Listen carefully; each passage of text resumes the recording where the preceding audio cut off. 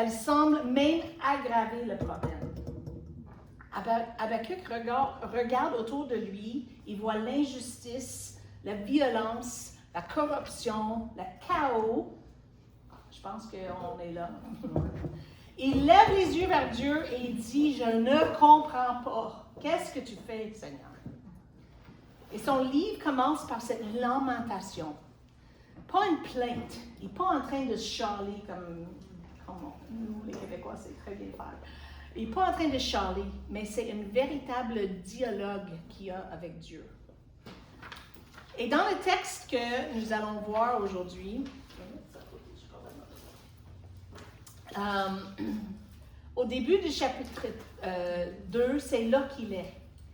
Il se tient sur sa tour d'observation, pas parce qu'il comprend, mais parce qu'il attend. Et quand nous voyons tout autour de nous qui semble contredire ce qu'on connaît de Dieu, nous luttons à croire et attendre avec confiance.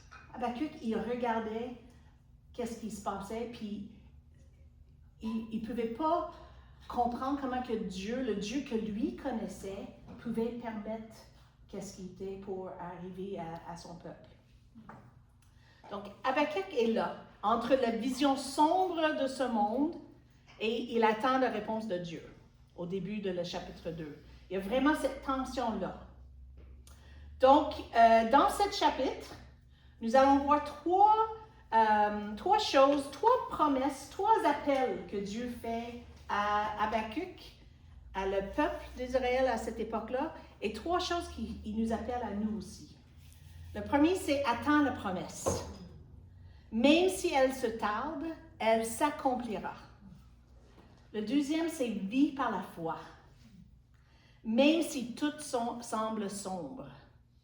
Et le troisième, c'est « souviens-toi que l'orgueilleux tombera et que Dieu sera glorifié ». Le message central de ce passage, c'est que puisque tout qui est bâti sur l'orgueil s'écoulera, vivons par la foi. Alors, on va lire ensemble Habakkuk 2. On va passer au travers, étape par étape. Les premiers versets qu'on va lire, c'est Habakkuk 2, versets 1 à 3. Alors là, je vous demande de patience avec ma lecture de les Écritures. J'ai fait beaucoup de pratiques, mais des fois, je me trompe. Je veux être à mon poste et me tenir sur la tour. Je veux veiller pour voir ce que l'Éternel me dira et ce que je répliquerai à mes reproches. Et ce que je répliquerai à mes reproches.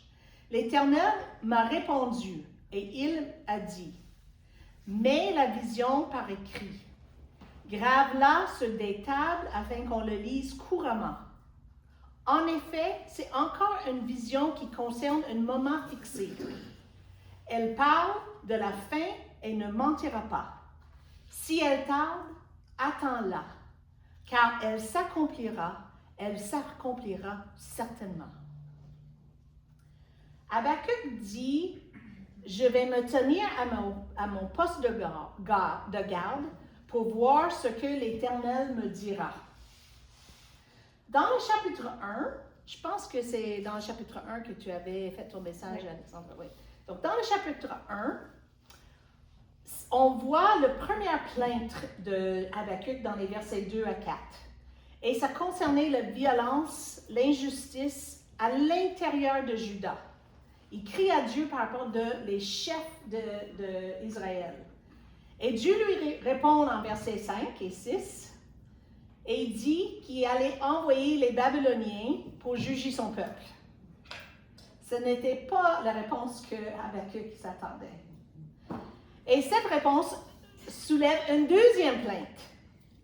Versets 12 et 17 de le chapitre 1, il dit, « Seigneur, comment peux-tu utiliser un peuple encore plus cruel que nous pour juger ton peuple? Comment tu tolères leur violence et leur arrogance? » Habakkuk est vraiment confus parce que c'est pas ça qu'il connaît de Dieu. C'est pas le Dieu qu'il connaît. Il comprend pas qu'est-ce que Dieu est en train de faire. Et il crie à Dieu, puis c'est correct quand on ne comprend pas qu'est-ce que Dieu est en train de faire, qu'on crie à lui, Seigneur, je ne comprends pas. Il me semble que ce n'est pas ton personne, ton caractère. Et c'est précisément cette deuxième plainte qui reste en suspens au début du chapitre 2. Et Habakkuk dit, je vais me tenir à mon poste de garde. Il sait que Dieu, il fait confiance à Dieu. De qu'est-ce qu'il connaît de le caractère de Dieu, il lui fait confiance. C'est une image forte. C'est comme une sentinelle ou un soldat sur un tour. Il attend la réponse de Dieu. Et ce que Dieu lui répond, il dit, qu'est-ce qu'il répond? Il écrit la vision, grave-la sur des tables. Ou d'autres versions disent les tablettes. Donc, pourquoi sur les tables ou les tablettes? Jérémie, qui était un prophète de la même époque, lui écrivait sur les rouleaux. Et d'autres prophètes écrivaient sur un table. Mais ici, c'est des tables. Qu'est-ce que ça vous évoque? Beaucoup de choses à écrire, oui. Quoi d'autre quand on entend les tables ou les tablettes? Les 10 commandements, la loi. Et moi, je pense que c'est ça que Habakkuk aussi, il faisait référence, parce qu'Habakkuk, il a vécu, il était un jeune homme dans la réforme de Josias, qu'on peut lire en 2 Rois 22, où Josias, peut-être vous connaissez l'histoire, Josias, c'est un jeune roi, il est devenu roi à 8 ans, et quand il est rentré dans son règne, comme jeune adulte, il commence à faire le ménage dans le temple. Et il trouve les rouleaux de la loi. Donc ça veut dire qu'ils étaient perdus. Il les retrouve. Et Josias les lit, il déchire son linge, il met en réforme. Et beaucoup de commentateurs croient que c'était Deutéronome, le livre de Deutéronome qu'il avait lu, puis il l'a mis en application et a fait une grosse réforme. Habakkuk était un jeune enfant à ce moment-là, un jeune homme. Et on ne connaît pas beaucoup de le reste de l'histoire de Habakkuk, mais on sait que probablement beaucoup de commentateurs soupçonnent qu'il était parmi les serviteurs de le temple où il a grandi dans ce milieu-là. Donc lui, il se souvient de ça. Il se souvient de la réforme. Il se souvient que les peuples ils ont fêté le Pâques pour la première fois depuis très, très longtemps. Et maintenant, il voit la corruption à l'intérieur de son peuple. Puis il ne comprend pas qu'est-ce que Dieu va faire, envoyer maintenant les Babyloniens plus méchants que qu'est-ce qu'il voit dans son propre peuple. Donc, tout comme la loi était donnée comme une façon de vivre, le message que Dieu va donner à Habakkuk va être une façon de vivre. Il lui dit aussi, afin qu'on le lise couramment, donc en courant ou en public. Dieu veut que ce message soit solennel. C'est une parole divine, pas une parole humaine. Il veut que ça soit public, que ce message soit diffusé partout. Et il veut que ça soit gravé sur les tables de pierre pour que ça soit durable. Et le message continue en disant, la prophétie s'accomplira, même si elle tarde, attends-la, car elle s'accomplira. Habakkuk doit comprendre, ses fidèles doivent comprendre, et nous aussi doivent comprendre, que ça ne dépend pas d'un changement immédiat de les circonstances, mais d'une posture de notre cœur. Dieu ne leur promet pas d'abord un renversement politique, ni une victoire rapide, ni même une amélioration des injustices autour de eux. Au contraire, il leur annonce que la situation va devenir plus sombre, plus inquiétante et plus incompréhensible. C'est pourquoi Habakkuk se tient à son poste de garde. Il ne voit pas un changement. Il ne comprend pas encore comment Dieu va agir. Mais il demeure là dans une posture d'attente, confiante, prête à recevoir la réponse de Dieu. Dieu ne promet pas forcément à nous non plus que nos circonstances vont changer. Mais il promet que sa parole est sûre. Notre attente est remplie d'espérance parce qu'elle repose sur sa fidélité. Pas sur nos attentes, pas sur nos plans, pas ce que nous imaginons de l'avenir. Dans nos saisons d'attente, la tentation est de descendre de notre tour, d'abandonner la prière, la lecture de la parole, la fidélité quotidienne, parce que rien semble changer. Mais Dieu nous appelle parfois non pas à agir davantage, mais à demeurer. Tenir notre poste, c'est de continuer à prier même quand les circonstances s'empirent. C'est de continuer de faire confiance même quand Dieu ne s'explique pas encore. Une des questions qu'on va travailler ensemble dans les petits groupes, c'est dans quelle sphère de ma vie Dieu m'appelle-t-il non pas à fuir ou à forcer les choses, mais à rester fidèle dans l'attente? Alors, on continue dans notre lecture. On va lire maintenant les versets 4 et 5. Il est plein d'orgueil, celui dont l'âme n'est pas droit, mais le juste vivra par sa foi. Certes, le vain est traître, l'arrogant ne reste pas tranquille. Il élargit sa bouche comme les séjours des morts. Il est insatiable comme la mort. Il accueille toutes les nations, il rassemble auprès de lui tous les peuples. Ces versets-là, surtout le verset 4, c'est le pivot dans le livre de Habakkuk. Voici, l'âme est enflée, elle n'est pas droit en lui, mais le juste vit par sa foi. Cette section-là nous démontre, tout ce chapitre en fait, nous démontre deux manières de vivre. L'orgueilleux, il croit contrôler son destin. Il bâtit sa sécurité sur ce qu'il possède, sur ce qu'il fait, sur sa puissance.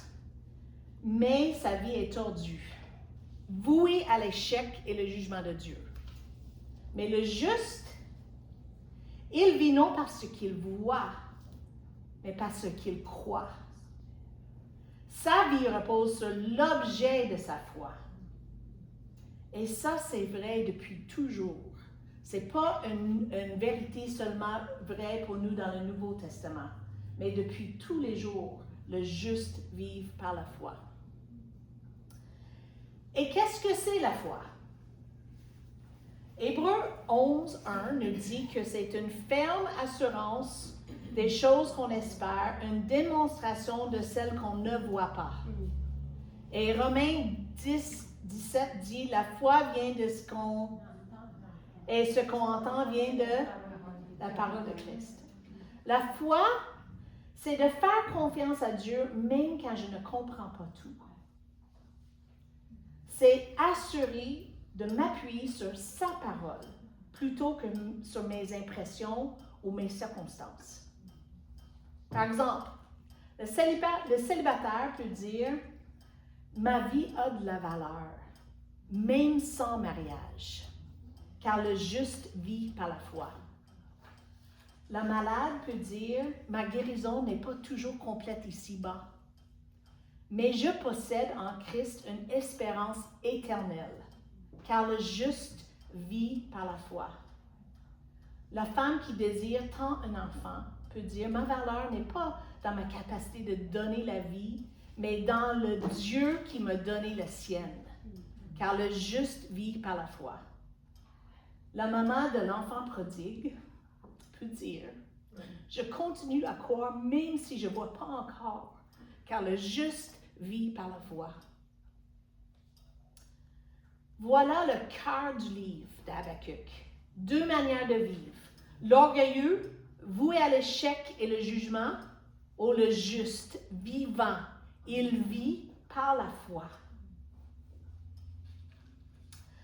Maintenant, nous allons embarquer dans le parti qui semble le plus sombre du livre, mais honnêtement, elle est pleine d'espérance, cette section-là. C'est le chant de malheur de Habakkuk. En lisant ce passage, je veux qu'on garde à l'esprit deux choses. Premièrement, Habakkuk, quand il a commencé ce livre, il crie à Dieu par rapport de l'injustice qui était au sein de son peuple. Et après ça, il voit l'injustice qui va venir dehors. Donc, on peut voir ici, il faut lire cette section-là en faisant une saine regard sur notre vie et dit, est-ce qu'il y a les choses dans cette section-là que moi, j'ai besoin de confesser, que j'ai besoin de regarder. Et en même temps, on regarde ça puis on dit, la vengeance était à Dieu. On peut reposer dans le fait que le monde dans lequel on vit et tout le désastre et toutes les injustices qu'on voit autour de nous, un jour, Dieu promet qu'il va venir juger ces injustices-là et on va voir l'espérance dans cette section-là. On va commencer en lisant Habakkuk 2, 6 à 8. Mais tous feront de lui un sujet de proverbe, de moquerie et d'énigme. J'ai pratiqué ce mot-là. On dira, malheur à celui qui accumule ce qui n'est pas à lui. Jusqu'à quand? Malheur à celui qui augmente le fardeau de ses dettes. Tes créanciers ne vont-ils pas se lever tout à coup? Tes oppresseurs ne vont-ils pas se réveiller? Tu deviendras leur proie. Puisque tu as pillé beaucoup de nations, tout le reste des peuples te pillera. En effet, tu as versé le sang des hommes, tu as commis des violences dans le pays contre la ville et tous ses habitants. Babylone n'était pas simplement un empire riche. Leur richesse venait du pillage et d'exploitation. J'ai juste fait une petite parenthèse. Quand j'ai fait ce message au camp des boulots, tout le long, je disais pillage. Et là, j'ai mis une grosse Y dans mon texte, c'est pillage.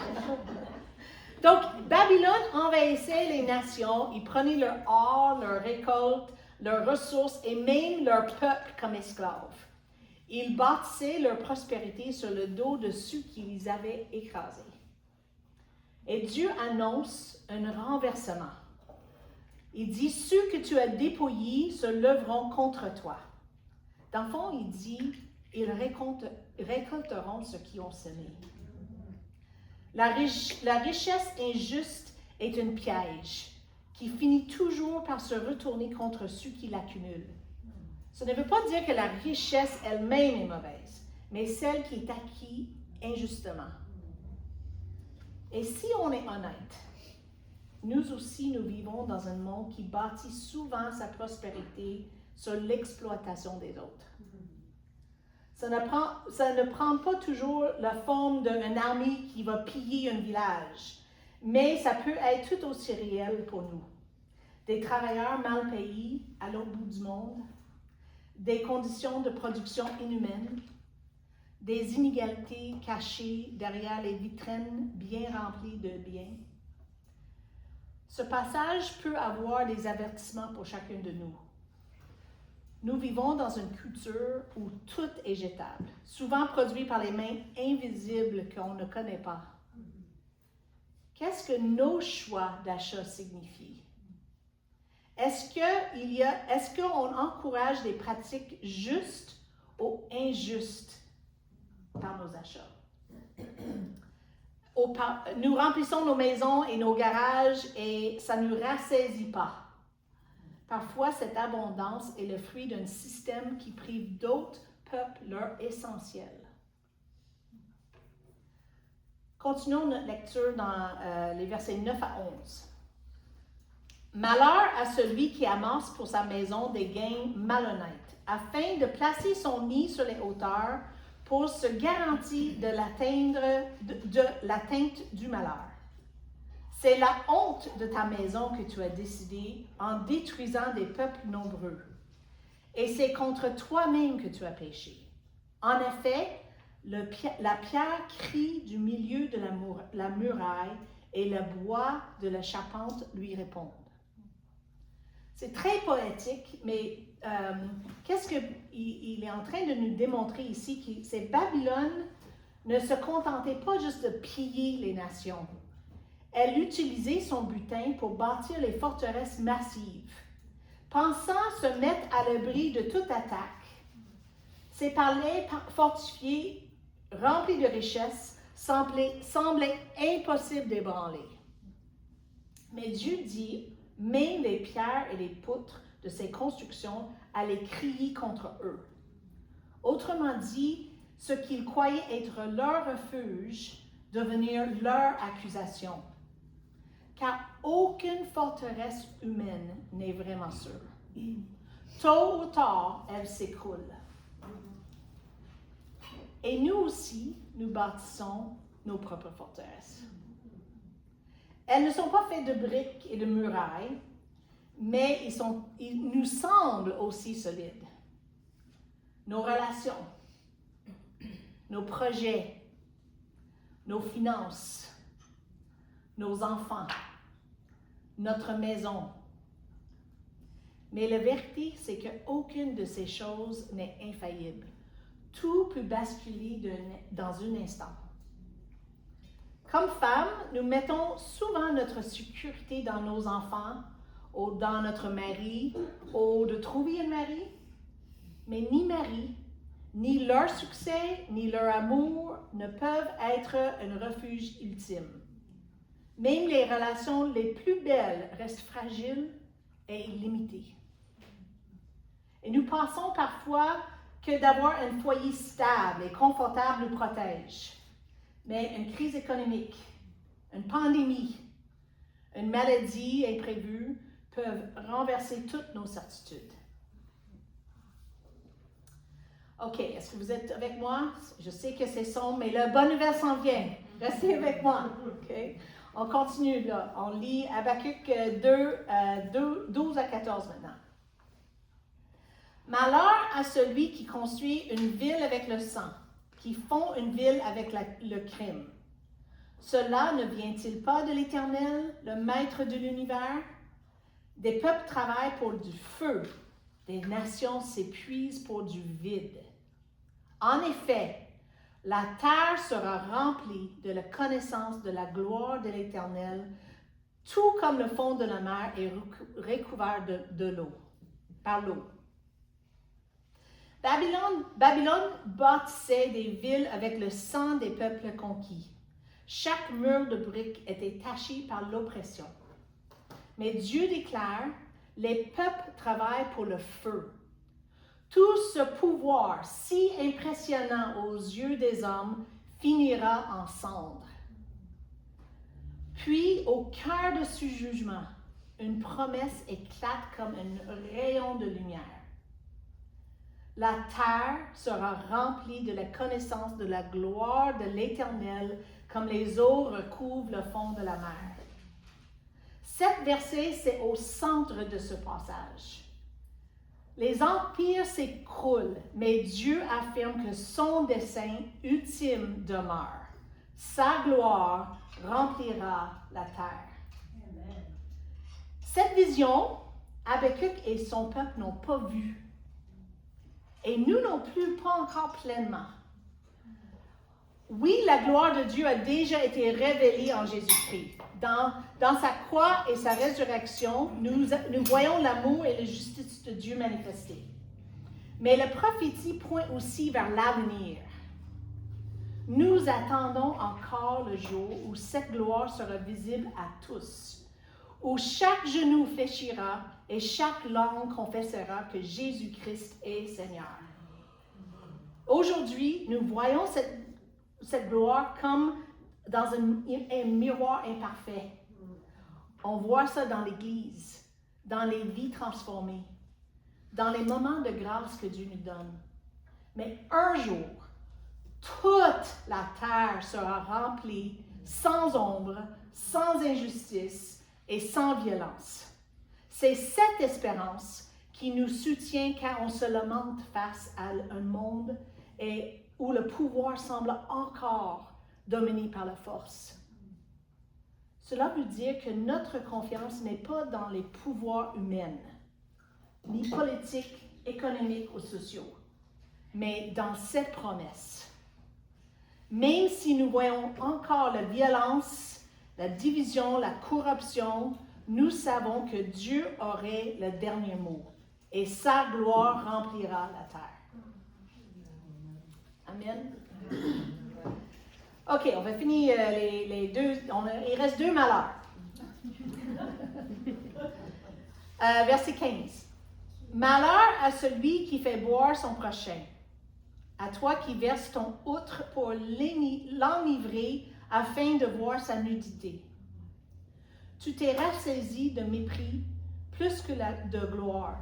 Bois aussi toi-même et découvre-toi.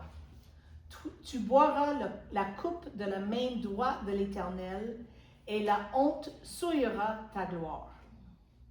Oui, les violences faites contre le Liban retombent sur toi, et les dévastations des bêtes t'effrayent, parce que tu as versé le sang des hommes et commis des violences dans les pays contre la ville et tous ses habitants.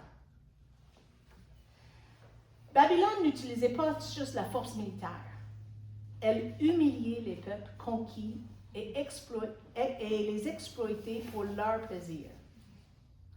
Habakkuk décrit cette réalité avec une image choquante. Donner boire à son prochain pour l'enivrer et exposer sa nudité. C'était une façon d'asservir, de contrôler et de ridiculiser. Et Dieu les annonce cet renversement. Tu seras rassasié de honte au lieu de gloire. Et le mot qu'on traduit ici par honte est littéralement vomissement. Autrement dit, toi qui as fait boire les autres jusqu'à l'humiliation, c'est toi qui vomiras et seras couvert de ta propre honte. Là où Babylone trouvait gloire et domination, elle récoltera le jugement. Ça a l'air vraiment une malédiction, et oui, c'est mais moi, je vois une espérance là-dedans. Je pense à les jeunes femmes qui sont prises dans le trafic humain. Je pense à qu'est-ce que nos propres autochtones ont vécu ici par la main d'hommes. Et je dis, un jour, Dieu va avoir le dernier mot. Et ça, c'est notre espérance. On finit avec le 5e malheur. À quoi sert-il, verset 18, pardon, à quoi sert-il une sculpture sacrée pour qu'un ouvrier la façonne? À quoi sert une idole en métal fondu, et qui enseigne le mensonge?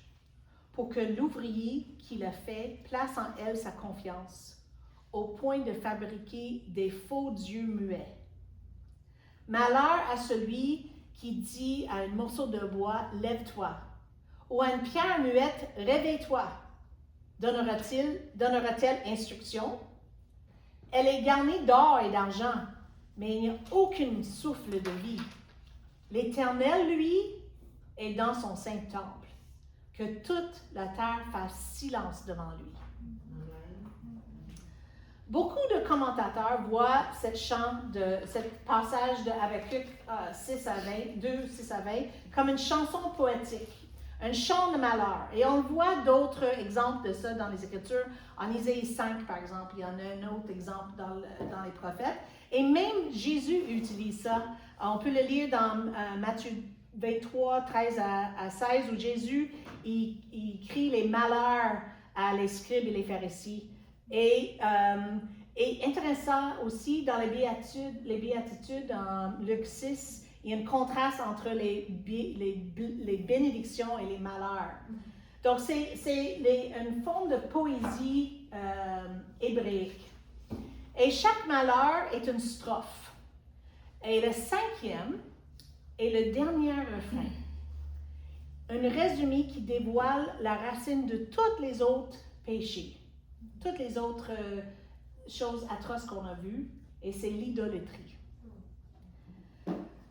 Les 4 premiers malheurs dénoncent le pillage pour la richesse, l'injustice pour la sécurité, la violence pour la puissance, l'humiliation d'autrui pour la gloire. Tous ces excès trouvent leur source dans une même réalité, l'idolâtrie. Et l'idolâtrie, c'est de mettre nos confiances dans quelque chose autre que Dieu. Habakkuk décrit l'absurdité de ces idoles. Façonnées par les mains humaines, elles sont muettes, incapables d'agir ou sauver. Elles promettent sécurité, mais elles sont impuissantes. En contraste, le verset 20 proclame la réalité. L'Éternel est dans son saint temple, que toute la terre fasse silence devant lui. Ce n'est pas une idole morte qui règne, mais un Dieu vivant, assis sur son trône, devant qui toute la terre doit s'incliner dans le silence et l'adoration. Nous ne construisons peut-être pas les statues de bois et de métal ici en Amérique du Nord, mais nos idoles ne sont pas moins réelles. Elles habitent nos cœurs et nos priorités. Elles nous promettent paix, sécurité, bonheur, mais elles nous déçoivent à tous les fois. Parfois, nous croyons que si nous organisons parfaitement nos maisons, nos enfants, notre emploi de temps, nous aurons enfin la paix. Mais une seule circonstance imprévue suffit à faire tomber cette illusion. Et dans une société saturée par les réseaux sociaux, nous cherchons à projeter une façade parfaite, la maman parfaite, la carrière parfaite, la vie parfaite. Mais derrière ces photos se cache souvent la fatigue, les larmes, la solitude. Cette image ne peut jamais combler notre cœur. Les idoles, anciennes ou modernes, sont vides, mais le Dieu vivant règne. Le 5e malheur nous rappelle que toute forme d'idolâtrie, mettre sa confiance dans autre chose que Dieu, mène au néant, tandis que la foi nous conduit à adorer le Seigneur dans le silence et la confiance. Babylone ressemblait à un château de sable magnifique. Aux yeux des nations, leurs murs semblaient inébranlables. Mais quand la marée arrive, tout se récoule. Et c'est exactement ce que Dieu dit. Tout ce qui est bâti sur l'orgueil et les idoles finira balayé. Mais voici la bonne nouvelle. Si vous avez mis votre confiance en Jésus-Christ, ces malheurs ne tombent pas sur vous. À la croix, Christ a porté notre jugement. Là où Dieu juge l'avidité, Christ s'est fait pauvre pour nous. Là où Dieu juge la violence et le sang versé, Christ a versé son propre sang pour nous. Là où Dieu juge la honte et l'oppression, Christ a porté notre honte à la croix. Là où Dieu juge l'abus et la corruption, Christ a bu la coupe de la jugement pour nous. Là où Dieu juge les idoles muettes, Christ se tient vivant, notre seul sauveur. C'est pourquoi qu'aujourd'hui, nous vivons pas dans la peur, mais par la foi. Nous attendons avec confiance le jour où la connaissance de la gloire de l'Éternel remplira la terre. Et déjà maintenant, nous nous prosternons, voilà, devant lui, car l'Éternel est dans son saint temple et que toute la terre fasse silence devant lui. Puisque tout ce qui est bâti sur l'orgueil s'écroule, vivons par la foi. Habakkuk a commencé son livre par des questions, les lamentations, des cris. Mais à travers la réponse de Dieu, il découvre une vérité qui change tout. Le juste vit par la foi. Et c'est cette foi qui transforme peu à peu son regard. Le prophète va passer de plainte à la louange, de la confusion à la confiance, de la lamentation à la joie. Et si tu lis le fin de le livre, tu vas voir comment la foi d'Habakkuk a changé et comment son ton a changé d'un ton de lamentation à un ton de joie. Et cette transformation profonde, elle était profonde, mais sa situation extérieure n'a pas changé. Mais son cœur, lui, est rempli d'espérance et de joie. Mes sœurs, ce que nous avons vu ce matin dans Habakkuk 2 est le fondement de cette transformation. Car si l'orgueilleux finira dans le jugement, le juste vit par la foi, une foi enracinée en Jésus-Christ. Et c'est parce que Jésus a pris notre jugement à la croix que nous pouvons vivre, non pas dans la peur, mais dans la confiance. C'est cette foi qui nous aide à traverser l'injustice, le chaos, les douleurs, en sachant que Dieu est souverain et que sa gloire remplira la terre. Habakkuk nous montre le chemin du cri vers la soumission et finissant par le chant. Et nous aussi, nous pouvons traverser le chaos de ce monde avec une foi vivante parce que Christ est ressuscité, il règne et il va revenir. Amen. Amen.